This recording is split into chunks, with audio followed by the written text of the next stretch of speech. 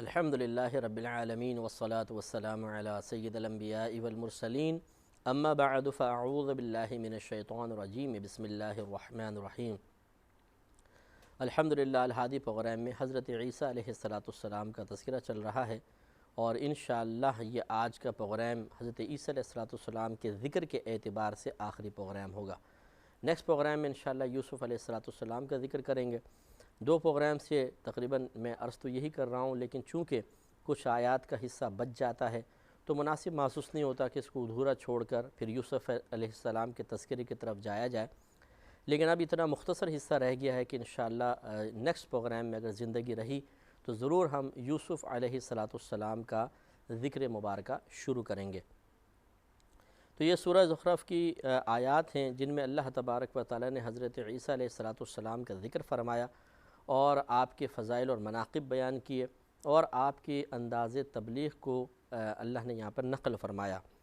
چنانچہ آخر میں حضرت عیسیٰ علیہ السلام کا یہ قول اللہ تعالیٰ نے بیان فرمایا، اس پہ ہمارا کلام چل رہا تھا کہ وَلَمَّا جَاءَ عِيسَىٰ بِالْبَيِّنَاتِ، اور جب تشریف لائے عیسیٰ بینات کے ساتھ، یعنی نشانیوں کے ساتھ، مراد معجزات ہیں، معجزات کے ساتھ تشریف لائے، قَالَ، تو آپ نے فرمایا قَدْ جِئْتُكُمْ بِالْحِكْمَةِ، بے شک میں تمہارے پاس حکمت لے کر آیا ہوں، وَلِأُبَيِّنَ لَكُمْ بَعْضَ الَّذِي تَخْتَلِفُونَ فِيهِ، اور اس لیے تاکہ میں تمہارے سامنے بعض ان چیزوں کو واضح کر دوں، بیان کر دوں جن میں تم جھگڑا کیا کرتے تھے، یعنی توریت کے بعض احکام تھے جن میں جھگڑے تھے، تو عیسیٰ علیہ السلام فرماتے ہیں میں تمہارے پاس ایسی واضح معجزات لے کر آیا ہوں، اور انجیل ایسی کتاب اللہ نے دی ہے جس میں وہ احکام ہیں کہ جو تمہارے پچھلے جھگڑوں کو ختم کر دیں گے۔ فَاتَّقُوا اللَّهَ، پس تم اللہ تعالیٰ سے ڈرو، وَأَطِیعُونِ، اور میری اطاعت کرو۔ تو ہر نبی نے اللہ تبارک و تعالیٰ کی عطا سے قوم کو اپنی اطاعت کی طرف مائل کیا، کیونکہ نبی آتا ہی اس لیے ہے تاکہ اس کی اطاعت کی جائے۔ تو اس لیے یہ ضرور یاد رکھیں کہ نبی کی اطاعت اصل چیز ہے۔ نبی سے محبت اپنے مقام پر، مختلف انداز سے اظہار عقیدت کرنا اپنے مقام پر، لیکن اصل میں نبی کے نزول کا بنیادی مقصد قوم کو اپنی اطاعت کی طرف مائل کرنا ہے۔ اب ہماری صورتحال یہ ہے کہ ہم اطاعت کی طرف تو مائل نہیں ہوتے، اور نبی کریم صلی اللہ علیہ وسلم سے خاص طور پہ جیسے بڑی محبت کا دعویٰ کرتے ہیں، اور ہم کوشش کرتے ہیں کہ مختلف چیزیں اپنا کر اس بات کا ثبوت فراہم کرنے کی کوشش کریں کہ ہمیں اپنے نبی کریم صلی اللہ علیہ وسلم سے سب سے زیادہ محبت ہے۔ تو دیکھیے، محبت کی علامات اختیار کرنا بہت اچھا ہے، لیکن ان علامات کو اختیار کرنے کے بعد اس بات کا نتیجہ مرتب کرنا کہ ہم واقعی اللہ تعالیٰ سے اور اس کے رسول کریم صلی اللہ علیہ وسلم سے محبت کرنے والے ہیں یا نہیں، یہ آپ کا میرا کام نہیں ہے، اور نہ یہ آپ کی میری کوئی پسند پر موقوف رکھا گیا ہے، بلکہ اس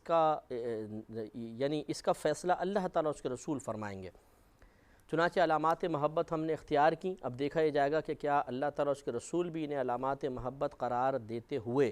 ہمیں واقعی محبت رسول رکھنے والا یا عشق رسول رکھنے والا قرار دیتے ہیں یا نہیں۔ اگر نہیں تو پھر ہمیں سوچنا چاہیے کہ وہ اصل چیز کیا ہے جس کو ہم اختیار کریں تو عاشق رسول بنیں، محبت رسول کرنے والے بنیں، اور وہ کون سی چیزیں ہیں جن کو ہم علامات محبت رسول قرار دے رہے ہیں لیکن وہ ناکافی ہیں۔ تو یہ ہر دور میں ہوتا رہا ہے، اس دور میں بھی ہو رہا ہے کہ ہم مثال کے طور پہ نعتیں پڑھتے ہیں، اذکار الہیہ کرتے ہیں، سرکار صلی اللہ علیہ وسلم کے فضائل بیان کرتے ہیں، آپ کے نام کے کھانے کھلا دیتے ہیں، اور جیسے میلاد مصطفیٰ صلی اللہ علیہ وسلم کے ایام آتے ہیں تو اس میں گلیاں سجا دیں اور جھنڈے وغیرہ لگا دیے، اور ہم یہ سمجھتے ہیں کہ بس ہم نے محبت کا حق ادا کر دیا۔ دیکھیے، یہ علامات محبت ضرور ہیں،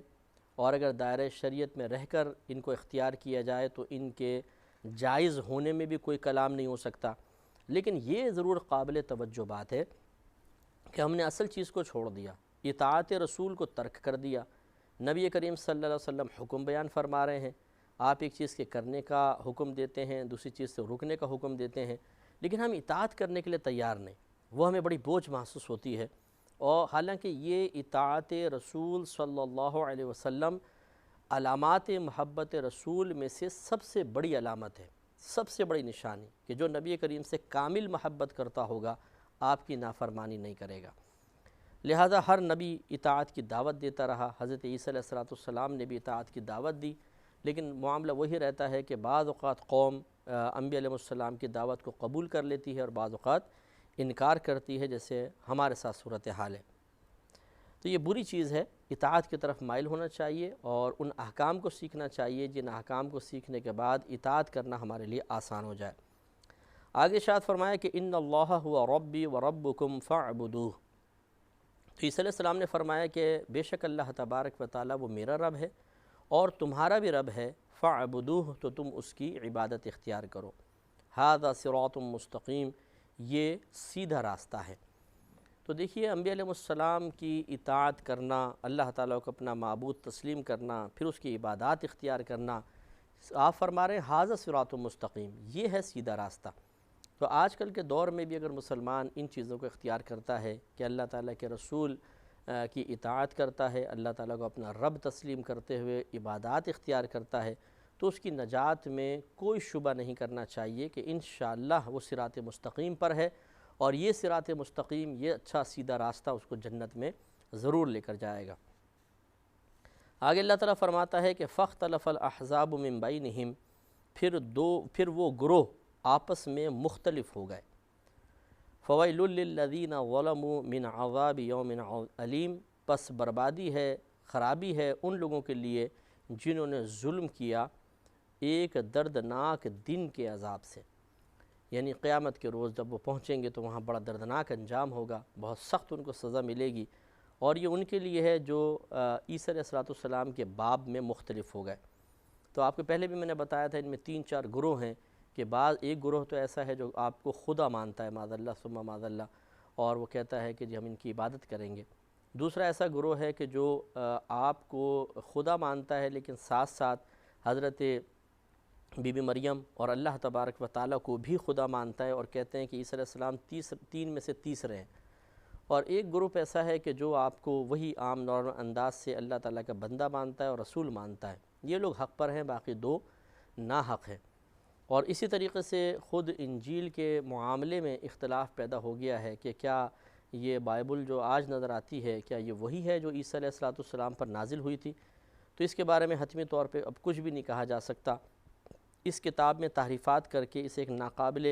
اعتماد کتاب بنا دیا گیا، کیونکہ اس وقت تقریباً 32 اناجیل آپ کو مارکیٹ میں مل جائیں گے، 32 اناجیل۔ اب کہاں ایک کتاب نازل ہوئی 32 بن گئی ہیں، اور وجہ اس کی یہ ہے کہ انجیل عربی زبان میں نہیں تھی، پہلے اس کو عربی زبان میں کنورٹ کیا گیا، جس نے جو کام کیا، اور پھر اس کے بعد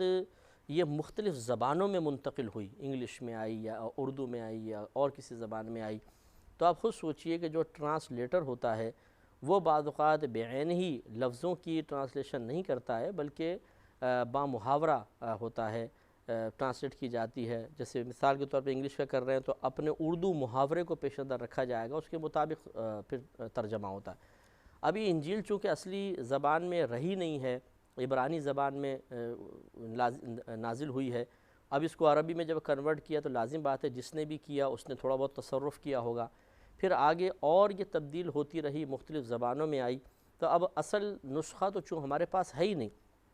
تو یہ جو جتنی بھی نقول اس اصل نسخے کی ہیں اور اس میں پھر ایڈنگ بھی ہے، تحریفات ہیں، ہم کیسے جان سکتے ہیں کہ ان میں سے کون سی کتاب صحیح ہے کون سی غلط؟ لہٰذا ہر ایک مشکوک ہو گئی، اور جب مشکوک ہو گئی تو مشکوک چیز قابل استدلال نہیں ہوتی ہے۔ لہٰذا عیسیٰ علیہ السلام کی تعلیمات کو ہم حق کہیں گے جو اس دور میں لے کر آئے، لیکن جو آج انجیل نظر آ رہی ہے ہم اس کے بارے میں نہیں کہہ سکتے کہ یہ وہی کتاب ہے جو اللہ تعالیٰ نے نازل فرمائی، لہٰذا نہ اس کو پڑھا جائے گا نہ اس کے احکام پر عمل کیا جائے گا۔ ہاں اگر کہیں سے آپ کو کوئی ایسی چیز مل جائے کہ یہ جی انجیل میں ہے اور عین ہمارے قرآن کے موافق ہے، اس کی ہم تصدیق کر دیں گے، اس لیے تصدیق کریں گے کہ ہمارا قرآن اس بات کی گواہی دے رہا ہے کہ یہ چیز حق ہے، ورنہ شاید اس کی بھی نہ کرتے۔ آگے ارشاد فرمایا کہ هل ينظرون الا الساعة ان تأتيهم بغتة وهم لا يشعرون، کیا وہ اس بات کے انتظار کر رہے ہیں کہ وہ اللہ تعالیٰ فرماتا ہے وہ صرف قیامت کا ہی انتظار کر رہے ہیں کہ ان کے پاس اچانک آ جائے اور وہ شعور نہ رکھیں۔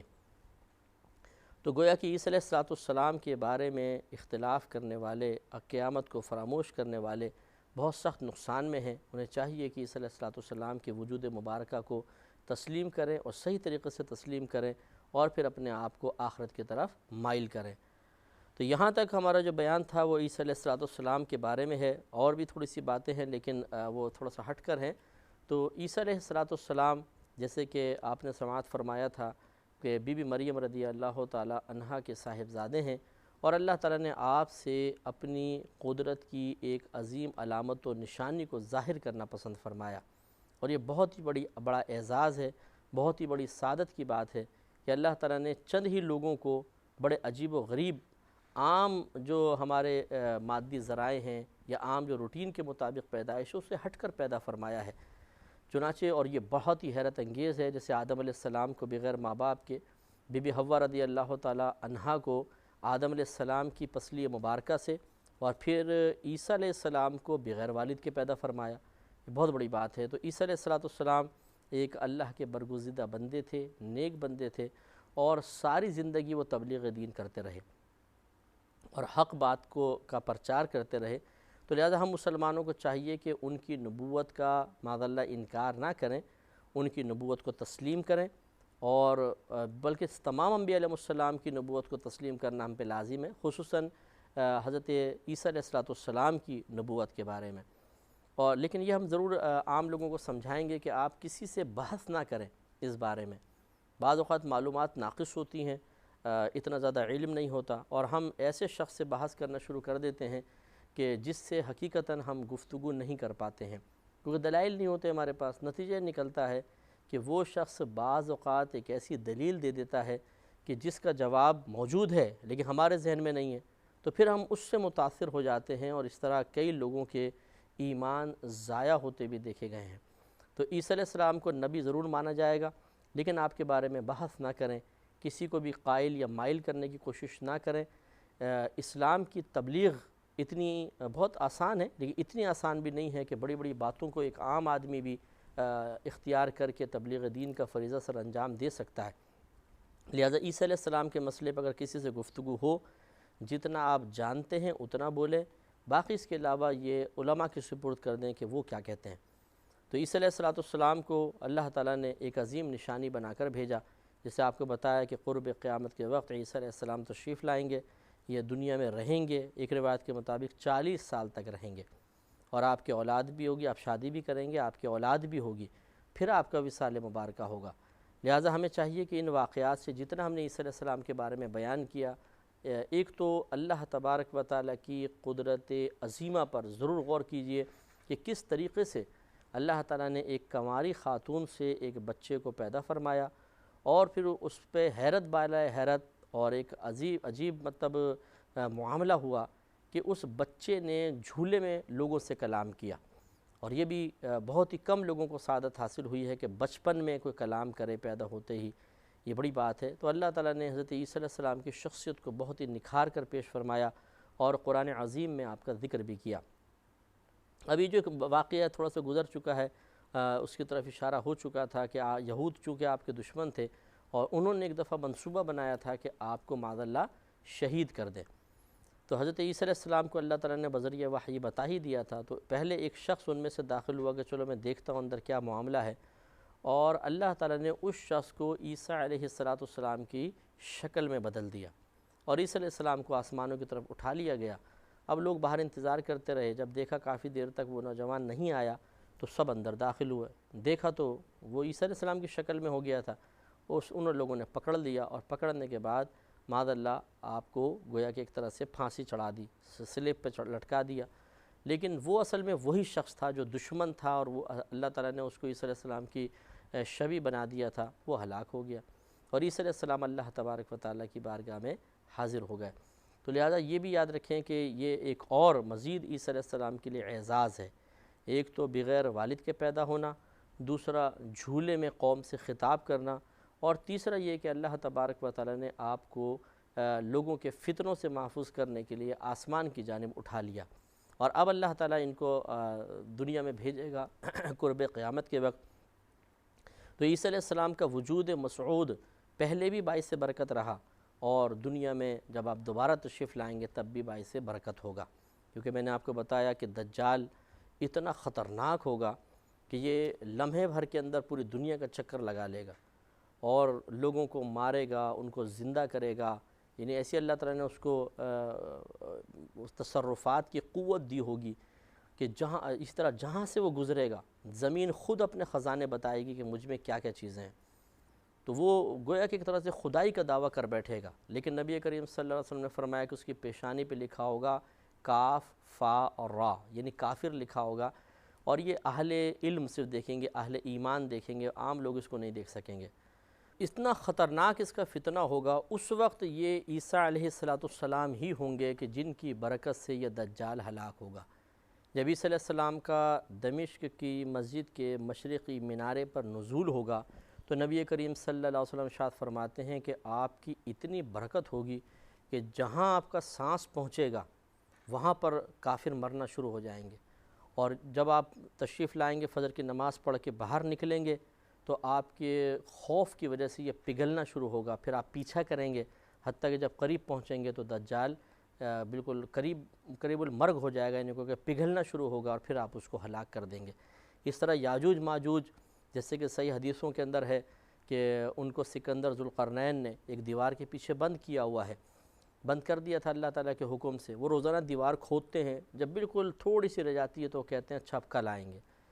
پھر جب وہ چلے جاتے ہیں وہ دیوار پھر مکمل ہو جاتی ہے، پھر اگلے دن آ کر کھودتے ہیں، لیکن قرب قیامت کے وقت وہ ان میں سے ایک آدمی کہہ دے گا کہ انشاءاللہ اب ہم کل آتے ہیں، تو وہ دیوار سوراخ اتنے رہے گا، پھر یہ کھودیں گے تو وہ سوراخ ہو جائے گا اور وہ باہر نکل آئیں گے۔ یہ بھی حضرت عیسیٰ علیہ السلام کی دعا سے ہلاک ہوں گے، عیسیٰ علیہ اتنی کثیر تعداد میں ہوں گے کہ جب ان لوگوں کا یعنی جب یہ ہلاک ہو جائیں گے عیسیٰ علیہ السلام کی دعا کی برکت سے، تو ان کے تیروں کو مسلمان 7 سال تک جلاتے رہیں گے، اتنی کثیر تعداد میں، ان سے مقابلہ ممکن نہیں تھا، صرف عیسیٰ علیہ السلام کی دعا کی برکت سے ہلاک ہوں گے۔ اللہ تعالیٰ عیسیٰ علیہ السلام پر اپنی ہزارہ رحمتیں برکتیں نازل فرمائے اور ان کے فیض و برکات سے مجھے بھی اور آپ سب کو مستفیض فرمائے۔